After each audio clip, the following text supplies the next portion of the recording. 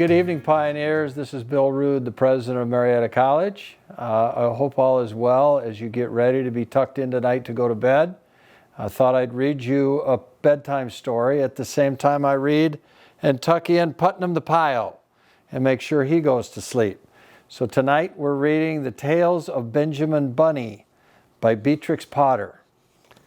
One morning a little rabbit sat on a bank. He pricked his ears and listened to the trit-trot of a pony. A gig was coming along the road. It was driven by Mr. McGregor, and beside him sat Mrs. McGregor in her best bonnet. As soon as they had passed, little Benjamin Bunny slid into the road and set off with a hop, a skip, and a jump to call upon his relations who lived in the wood at the back of Mr. McGregor's garden. There's Benjamin. That wood was full of rabbit holes, and in the neatest, sandiest hole of all lived Benjamin's aunt and his cousins, Flopsy, Mopsy, Cottontail, and Peter. Old Mrs. Rabbit was a widow. She earned her living by knitting rabbit wool mittens and muftitis. I once bought a pair at a bazaar.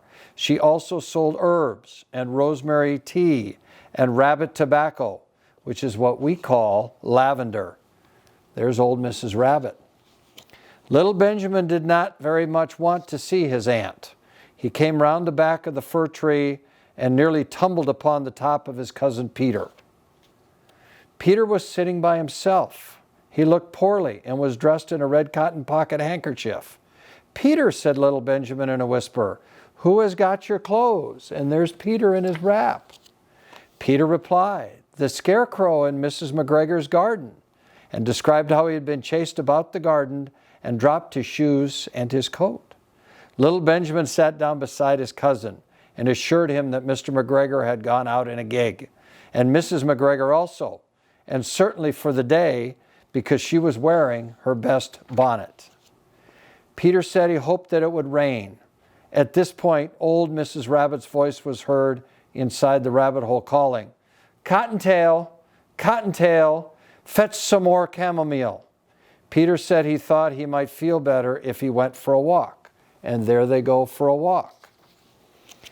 They went away hand in hand and got upon a flat top of the wall at the bottom of the wood. From here they looked down into Mrs. McGregor's garden. Peter's coat and shoes were plainly to be seen upon the scarecrow, topped with an old tam-o'-shanter of Mr. McGregor's. There you can see Peter's clothes. Little Benjamin said, "It spoils people's clothes to squeeze under a gate. The proper way to get in is to climb down a pear tree."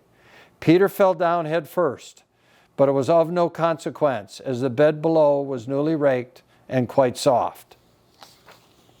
It had been sown with lettuces. They left a great many odd little footmarks all over the bed, especially little Benjamin, who was wearing clogs. And there's Benjamin in his clogs. Little Benjamin said the first thing to be done was to get back Peter's clothes, in order that they might be able to use the pocket handkerchief. They took them off the scarecrow. There had been rain during the night. There was water in the shoes, and the coat was somewhat shrunk. Benjamin tried on the tam-o'-shanter, but it was way too big for him. Then he suggested that they fill the pocket handkerchief with onions as a little present for his aunt. Peter did not seem to be enjoying himself. He kept hearing noises. Benjamin, on the contrary, was perfectly at home and ate a lettuce leaf. He said that he was in the habit of coming into the garden with his father to get lettuces for their Sunday dinner. The name of little Benjamin's papa was old Mr. Benjamin Bunny. The lettuces were certainly fine, and there's Benjamin eating the lettuce. Peter did not eat anything. He said he should like to go home. Presently he dropped half of the onions on the ground. Little Benjamin said that it was not possible to get back up the pear tree with a load of vegetables. He led the way boldly towards the other end of the garden. They went along a little walk on planks and under a sunny red brick wall. The mice sat on their doorsteps cracking cherry stones. They winked at Peter Rabbit and little Benjamin Bunny. There are the mice winking at the bunnies. Presently, Peter let the pocket handkerchief go again. They amongst the flower pots and frames and tubs, Peter heard noises worse than ever. His eyes were as big as lollipops. He was a step or two in front of his cousin when he suddenly stopped. This is what those little rabbits saw around the corner. Ah, they saw a cat. Little Benjamin took one look, and then in half a minute, less than no time, he hid himself and Peter and the onions under a large basket.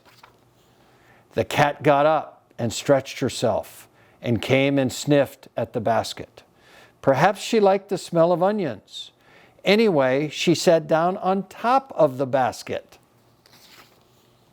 She sat there for 5 hours. There she sits. I cannot draw you a picture of Peter and Benjamin underneath the basket because it was quite dark and because the smell of onions was fearful.